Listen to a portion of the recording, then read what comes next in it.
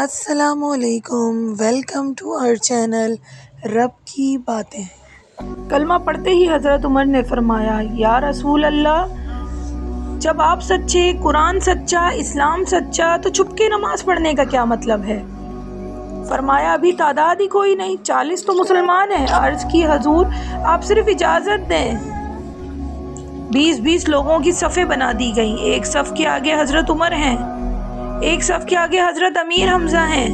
جناب عمر کہنے لگے، چونکہ آپ اللہ کے رسول ہیں تو لہٰذا نماز بھی آج اللہ کے گھر میں ہی پڑھی جائے گی۔